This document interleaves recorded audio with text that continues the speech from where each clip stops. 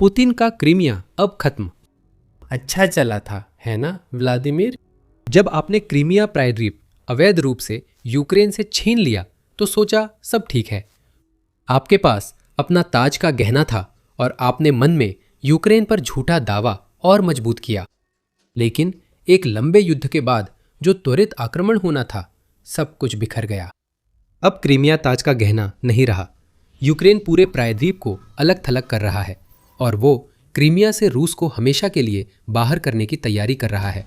रणनीति सीधी है, अलग करो, बेकार बनाओ और फिर नष्ट कर दो।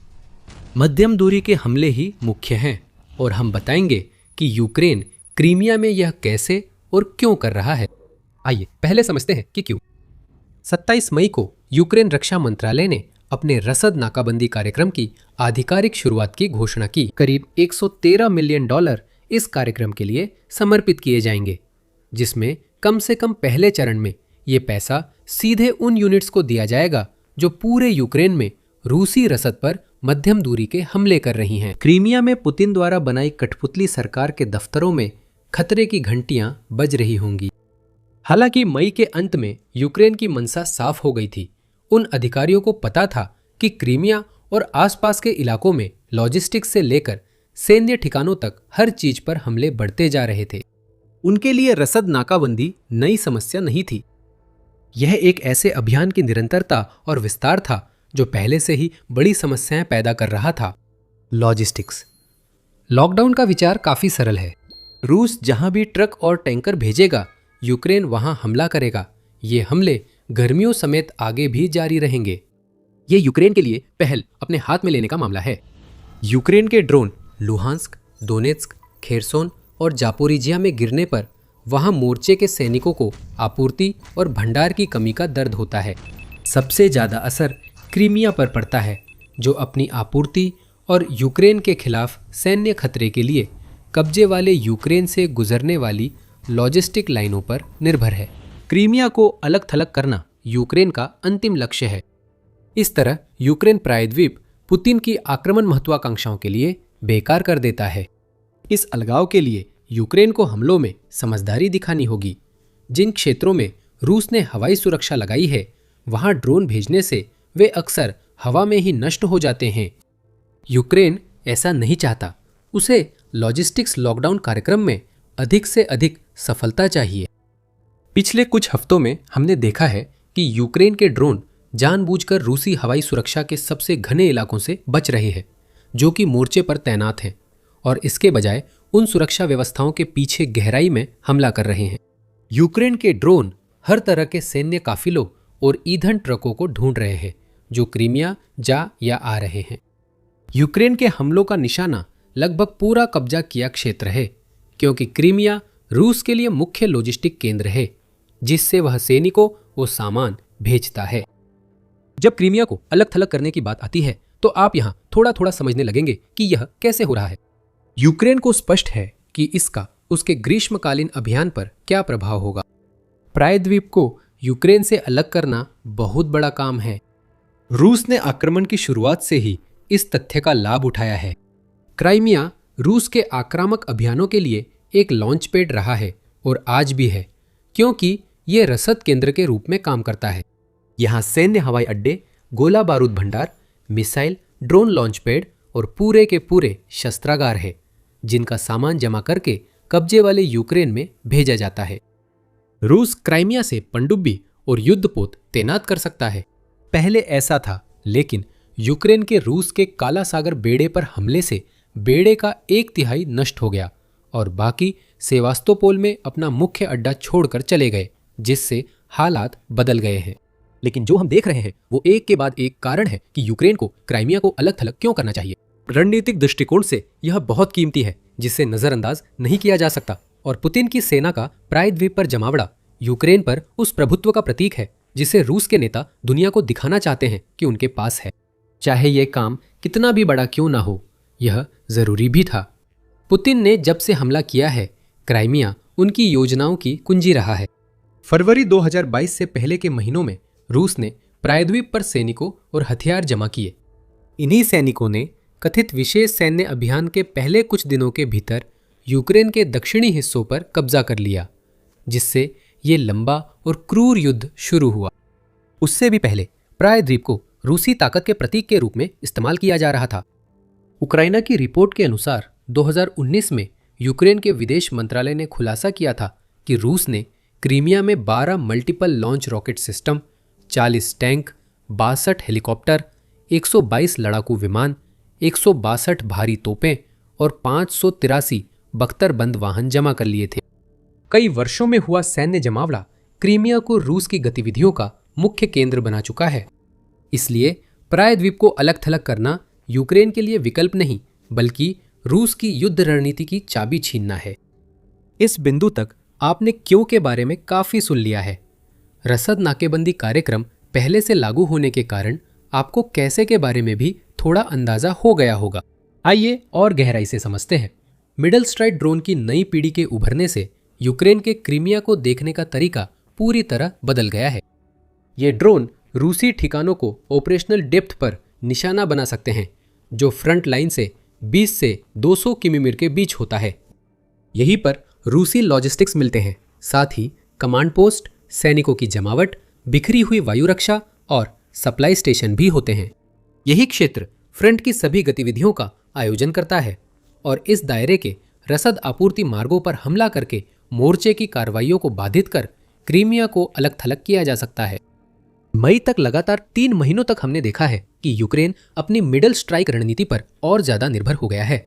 मई में यूक्रेन ने मिड रेंज टारगेट्स पर अप्रैल की तुलना में लगभग 50% ज्यादा हमले किए और यह बढ़ोतरी तब आई जब यूक्रेन ने मार्च और अप्रैल के बीच अपनी मिड रेंज स्ट्राइक्स को पहले ही दोगुना कर दिया था और अप्रैल के आंकड़ों की तुलना फरवरी से करने पर यह 4 गुना हो गई थी। यूक्रेन लगातार आगे बढ़ रहा है। जून के अंत तक हम एक और बढ़ोतरी की रिपोर्ट करेंगे। इन हमलों का मुख्य निशाना वही है जो पहले बताया गया है। सड़क पर चलने वाली हर चीज जो रूस क्रीमिया से और क्रीमिया तक सामान लाने ले जाने के लिए इस्तेमाल करता है। इसका मतलब है ईंधन टैंकर, सप्लाई ट्रक और सैनिकों वाले सैन्य काफिले। यूक्रेन के लिए यह सब कुछ एजेंडे में है, क्योंकि वो उन सड़कों को जिनका रूस क्रीमिया को समर्थन देने के लिए इस्तेमाल करता है, जली हुई गाड़ियों के नरक में बदलना चाहता है। अब इन सड़कों पर हर जगह यूक्रेन के हमलों का असर दिखता है। RR 280 हाईवे, जो रूस के रोस्टोव ऑन डॉन को यूक्रेन के दक्षिणी क्षेत्रों मारियोपोल और मेलिटोपोल के साथ साथ क्रीमिया से जोड़ता है, अब किसी भी रूसी वाहन के लिए जो इस पर यात्रा करने की कोशिश करता है, नरक का रास्ता बन गया है। वह सड़क कब्जे वाले क्रीमिया को जीवित रखने के लिए बेहद जरूरी है। यूक्रेन द्वारा रूस को क्रीमिया से जोड़ने वाले केर्च ब्रिज पर कई हमलों के बाद जब वो मार्ग बहुत ज्यादा खुला और असुरक्षित साबित हुआ, तब से ये रूस का प्रायद्वीप में जाने का मुख्य मार्ग बन गया है। द गार्जियन के मुताबिक यूक्रेन की 412वीं नेमेसिस ब्रिगेड मई से RR 280 मार्ग पर दर्जनों ट्रक और टैंकर तबाह कर उस सड़क को नर्क में बदलने में अग्रणी रही है। सिर्फ एक सड़क काटना क्रीमिया को अलग थलग नहीं कर सकता। RR 280 के बेहद खतरनाक बनने के बाद जो हुआ, उसने रूस को चौंका दिया। मध्यम दूरी के हमला ड्रोन से RR 280 पर दबदबा बनाने के बाद यूक्रेन ने दूसरे ठिकानों को निशाना बनाना शुरू किया। खेरसोन क्षेत्र के रसद केंद्र जो कब्जे वाले यूक्रेन को क्रीमिया से जोड़ते हैं, अब अगला निशाना है। जून की शुरुआत में खेरसोन में चेनेर ब्रिज पर बार बार हमलों के कारण रूस को ट्रैफिक मोड़ना और अस्थायी पोंटून पुल बनाना पड़ा, जो क्रीमिया की सप्लाई के भारी ट्रैफिक को संभाल नहीं सकते थे। 13 जून को कीव पोस्ट ने रिपोर्ट किया कि यूक्रेन ने हेनिचेस्क ब्रिज पर भी हमला किया, जिससे क्रीमिया के लिए एक और लॉजिस्टिकल रास्ता बंद हो गया। साथ ही आर्मियांस्क ब्रिज भी, जिसके जरिए रूस ने ट्रैफिक को मोड़ने की कोशिश की थी, क्योंकि चेनेर ब्रिज अब इस्तेमाल नहीं हो सकता था। यूक्रेन ने उसी दिन खेरसोन में रेलवे पर हमला कर रूस को दिखा दिया कि वह क्रीमिया की सप्लाई के लिए रेलवे पर भी भरोसा नहीं कर सकता। यहाँ जो हम देख रहे हैं वह यूक्रेन की कमाल की रणनीति है। सबसे पहले उसने मुख्य धमनी को काट दिया। R 280 को पूरे कब्जे वाले क्रीमिया में यात्रा करने के लिए सबसे जोखिम भरी सड़कों में से एक बना दिया। वह सड़क अभी भी निशाना है, जब तक रूस इस्तेमाल करेगा बनी रहेगी। यूक्रेनी चाकू अब हर उस नस और धमनी की ओर बढ़ता है जिससे क्रीमिया जिंदा है जबकि मुख्य धमनी से खून बहता और नष्ट वाहन व जलता ईंधन बाहर आता है। एक एक करके मध्यम दूरी के हमला ड्रोन उन नसों और धमनियों को काट रहे हैं और इससे क्रीमिया सिर विहीन और अलग थलग रह गया है। संख्याएं यूक्रेन के अभियान की कहानी कहती है और वह क्रीमिया को अलग थलग करने के लिए और कदम उठा रहा है। आगे बढ़ने से पहले याद दिला दूं कि आप द मिलिट्री शो देख रहे हैं। अगर जानकारी मिलती है तो चैनल सब्सक्राइब करें ताकि और वीडियोस देख सके। आइए RR 280 पर लौटते हैं। कीव पोस्ट के अनुसार उपग्रह चित्र सड़क को निशाना बनाने वाले यूक्रेनी अभियान का असर दिखाते हैं। हाईवे के किनारे 300 से ज्यादा रूसी ट्रक के मलबे बिखरे हैं जो जून के पहले हिस्से में यूक्रेनी ड्रोन हमलों में जलकर या तबाह हो गए।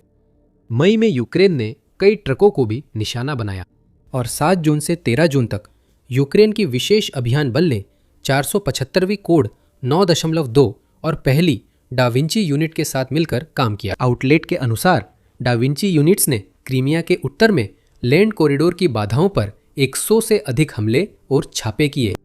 नए विशाल ड्रोन के साथ ल्यूची और FP-1 जैसे पुराने पसंदीदा भी नुकसान पहुंचा रहे हैं। यहां तक कि एक टॉप सीक्रेट ड्रोन जिसका नाम मॉरिगन है, उसके बारे में भी खबर है कि वो क्रीमिया और उसके आसपास एयर डिफेंस सिस्टम और सपोर्ट टारगेट्स को नष्ट कर रहा है ताकि यूक्रेन के अन्य ड्रोन के लिए रास्ता साफ हो सके। यूक्रेन यहां जो कर रहा है वह क्रीमिया में आने जाने वाले रास्तों को नामुमकिन बना रहा है। जब ट्रक सड़कों पर नहीं चल पाते तो रूस के पास प्रायद्वीप की सप्लाई के विकल्प कम हो जाते हैं।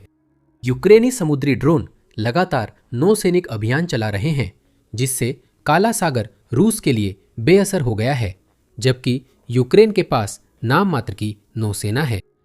यूनाइटेड 24 मीडिया के अनुसार यूक्रेन के नौसैनिक ड्रोन क्रीमिया के पास जहाजों की आवाजाही रोक रहे हैं जिससे एक और सप्लाई लाइन कट गई है।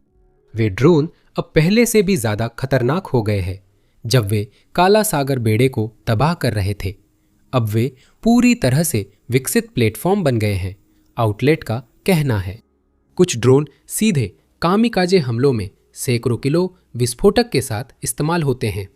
कुछ समुद्री ड्रोन यूक्रेन के हवाई ड्रोन के लॉन्च पैड बनते हैं जिससे वे समुद्र से हवाई लक्ष्यों व जहाजों पर हमला कर सकते हैं। यूक्रेन का नौसैनिक ध्यान अब अजोव सागर तक बढ़ गया है जो क्रीमिया के पूर्वी तट से जुड़ा है। 5 जून को BBC ने बताया कि यूक्रेन ने अजोव सागर और कब्जे वाले इलाकों के आसपास के तटीय जल क्षेत्रों में 5 जहाजों पर हमलों की पुष्टि की। यूक्रेन का दावा है कि ये जहाज अनाज चोरी और ईंधन व सैन्य सामान के परिवहन में शामिल थे। यह साफ है कि लॉजिस्टिक्स लॉकडाउन प्रोग्राम केवल सड़कों तक सीमित नहीं है। जो भोजन, ईंधन और सामान क्रीमिया में लाया जाता है वही वहां से बाहर भी जाता है। अगर पुतिन सोचते हैं कि यूक्रेन की रफ्तार कम हो सकती है या क्रीमिया पूरी तरह अलग थलग नहीं होगा तो उन्हें यह उम्मीद जल्द छोड़नी होगी। यूक्रेन अपनी रफ्तार नहीं घटाएगा, ये बस शुरुआत है। यूक्रेनी नौसेना के प्रवक्ता दिमित्री पलेटन्युक ने 14 जून को फ्रीडम टीवी को इंटरव्यू में क्रीमियन प्रायद्वीप पर चर्चा की। ये 3 तरफ से पानी से घिरा हुआ है और इसी के अनुसार इस क्षेत्र में लड़े गए पिछले युद्धों का इतिहास उन लोगों को ये संकेत देना चाहिए जिन्होंने इसे कब्जा किया है कि वे सभी लगभग एक ही तरह से खत्म हुए और हमेशा पीछे हटने के साथ जो अच्छा नहीं रहा, प्लेटन्युक चेतावनी देते हैं। यही बात है। जमीन और समुद्र से क्रीमिया अलग थलग होने पर यूक्रेन के लिए प्रायद्वीप संभालना असंभव हो जाता है। पुतिन खुद ने मार्च में कहा था कि रूस ने प्रायद्वीप पर कब्जा करने के बाद से क्रीमिया पर लगभग 15.5 अरब डॉलर खर्च किए हैं और अब ये रकम ऐसा लगने लगी है जैसे बहुत सारा पैसा बेकार चला गया हो। और भी ज्यादा खर्च करना जिसकी सख्त जरूरत है क्योंकि यूक्रेन क्रीमिया को धीरे धीरे कमजोर कर रहा है। पुतिन के लिए एक मुश्किल फैसला है। अगर वो प्रायद्वीप को अपने पास रखना चाहते हैं तो उन्हें ये फैसला लेना ही होगा। इसका मतलब होगा कि क्रीमिया पर और पैसा बर्बाद होगा जबकि रूस पहले ही मंदी और युद्ध से जूझ रहा है। न्यू वॉइस ऑफ यूक्रेन का कहना है कि ये खर्च इतना ज्यादा है कि अकेले ये रूस के पूरे 2026 के बजट से 28 अरब डॉलर ज्यादा हो सकता है। प्लाटोनचुक के अनुसार महीनों की मेहनत अब यूक्रेन के लिए फलदायी हो रही है। यह नतीजा एक दिन की मेहनत नहीं बल्कि लंबे समय से जारी व्यवस्थित प्रयासों का है। अब हमें उस मेहनत के फल मिल रहे हैं, उन्होंने फ्रीडम को बताया। अब क्रीमिया रूसी प्रभुत्व का वो प्रतीक नहीं रहा जैसा पुतिन इसे लंबे समय तक बताता रहा। ये हरगिज वह धुरी नहीं है जिस पर रूस का युद्ध टिका हुआ है। क्रीमिया अब चारों ओर से युद्ध में घिरा एक अलग थलग प्रायद्वीप बन गया है। ये रूसी लोग हैं, चाहे क्रीमिया में हो या मोर्चे पर, जो ये दर्द महसूस कर रहे हैं। यूक्रेन के क्रीमिया को अलग थलग करने के प्रयासों का सबसे स्पष्ट असर प्रायद्वीप में फैली ईंधन की भारी कमी के रूप में देखा जा सकता है। जून की शुरुआत तक क्रीमिया के कठपुतली अधिकारियों ने ईंधन पर पाबंदी लगा दी थी। राशन कूपन जारी किए गए और अधिकारियों को पेट्रोल पंपों पर तैनात किया गया ताकि कोई भी अपनी पहले से ही कम मात्रा से ज्यादा ईंधन लेने की कोशिश न कर सके। ईंधन प्रति व्यक्ति 20 से 30 लीटर की सीमा में बेचा जा रहा था और इसके साथ यह शर्त भी थी कि सभी नागरिक वाहनों को रूसी सैन्य वाहनों और पुलिस कारों व एम्बुलेंस जैसी सार्वजनिक सेवाओं के बाद ही प्राथमिकता मिलेगी। राशन प्रणाली काम नहीं कर रही है। 12 जून तक इंडिपेंडेंट रिपोर्ट कर रहा था कि क्रीमिया में पेट्रोल पंपों पर ईंधन खत्म हो गया है, जिससे भारी कतारें लग गई हैं और प्रायद्वीप को रूस द्वारा अवैध रूप से कब्जा किए जाने के बाद से अब तक का सबसे बुरा ईंधन संकट झेलना पड़ रहा है। इस समस्या को खाद्य संकट और बढ़ा रहा है। आरबीसी यूक्रेन के अनुसार सुपरमार्केट में अब खाली शेल्फ्स आम हो गए हैं। अनाज, चीनी, आटा और पास्ता जैसी जरूरी चीजों की भारी कमी है। वहीं यूक्रेन के रसद तंत्र पर हमलों और रूस की क्रीमिया में सैन्य मौजूदगी से हालात और बिगड़ रहे हैं। ये सब कुछ भी संयोगवश नहीं हो रहा है। यूक्रेन क्रीमिया को ईंधन और भोजन से वंचित कर रहा है। यूक्रेन क्रीमिया को रणनीतिक रूप से अलग थलग करने के साथ साथ वहां के रूसी कब्जाधारियों को यह भी दिखा रहा है कि उनकी समस्याओं के लिए पुतिन और उनका आक्रमण जिम्मेदार है। अब क्रीमिया रूस के लिए सैन्य रूप से उतना उपयोगी नहीं है जितना 2014 में कब्जे के बाद था, जो कभी रूस की सबसे बड़ी संपत्तियों में से एक माना जाता था। और पुतिन के आक्रमण के शुरुआती महीनों और वर्षों में यह साबित भी हुआ था, वो अब कमजोरी का एक बड़ा कारण बन गया है। कब्जे वाले इलाकों में अग्रिम पंक्ति के सैनिक जो आपूर्ति और समर्थन के लिए क्रीमिया से आने की उम्मीद कर रहे थे, अब उन्हें किसी भी मदद के पहुंचने से पहले ही हमलों के लिए मजबूर किया जा रहा है। परिणाम तय है, कमजोर हमले और मोर्चे पर और अधिक मौतें।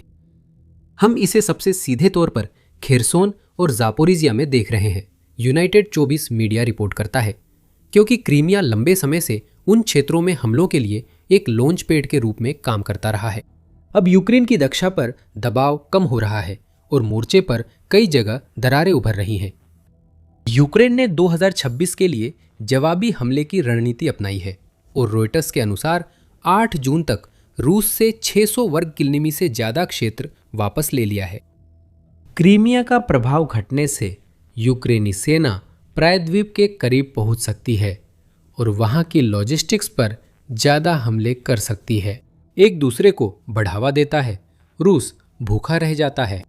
लॉन्च पैड्स की बात करें तो यूक्रेन अब रूस के लिए क्रीमिया को उन मिसाइलों और ड्रोन के लॉन्चिंग पॉइंट के रूप में इस्तेमाल करना काफी जोखिम भरा बना रहा है, जिन्हें वो यूक्रेन पर दाग रहा है। इस मामले में क्रीमिया अभी बेकार नहीं है। 14 जून की रात से 15 जून की सुबह रूस ने यूक्रेन पर हमला किया, जिसमें प्रायद्वीप से 6 3M22 जिरकॉन एंटीशिप मिसाइलें और 611 स्ट्राइक ड्रोन में से कुछ वहीं से छोड़े गए।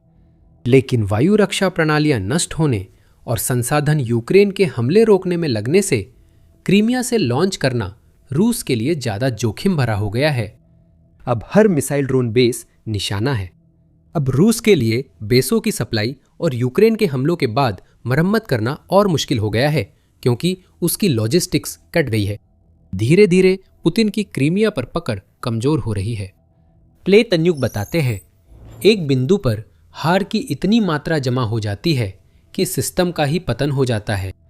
दूसरे शब्दों में, क्रीमिया एक संपत्ति से बदलकर एक गंभीर बोझ बनता जा रहा है। प्रायद्वीप में लगाया पैसा बर्बाद हो रहा है।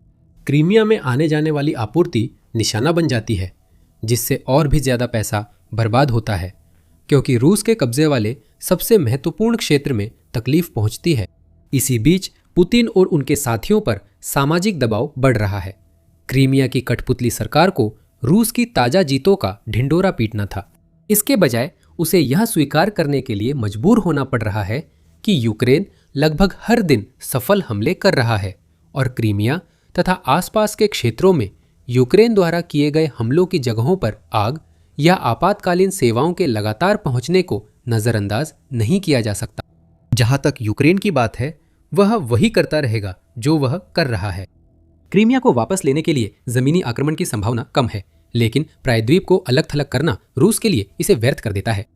ये पुतिन को बातचीत के लिए मजबूर कर सकता है और यूक्रेन को शांति वार्ता में बढ़त देता है। अगर पुतिन इनकार करते हैं तो क्रीमिया खो देंगे। मुक्ति यूक्रेनी सैनिकों के कूच से नहीं, बल्कि रूस के प्रायद्वीप से पीछे हटने से आएगी, जो रहने के लिए खतरनाक होता जा रहा है। ये यूक्रेन की रणनीति के कारण है। अगर आप जानना चाहते हैं कि यूक्रेन ने रूस और क्रीमिया के खिलाफ क्या किया, तो हमारे पास एक शानदार वीडियो है। क्या आपको वो आर्मियांस्क क्रॉसिंग याद है जिसका हमने पहले जिक्र किया था? यूक्रेन दिखा रहा है कि रूस के लिए उस क्रॉसिंग का इस्तेमाल करके क्रीमिया की ओर आवाजाही जारी रखना कितना खराब आइडिया है। रूसी वाहनों का एक बेड़ा उस पुल पर चढ़ा। 2 मिनट बाद वे गायब हो गए। अगर आप हमारा वीडियो देखें तो जान सकते हैं कि क्या हुआ। और अगर आपको ये वीडियो पसंद आया हो तो द मिलिट्री शो को सब्सक्राइब करना ना भूलें, ताकि आप यूक्रेन के क्रीमिया अभियान पर हमारा और विश्लेषण देख सके। और हमेशा की तरह देखने के लिए धन्यवाद।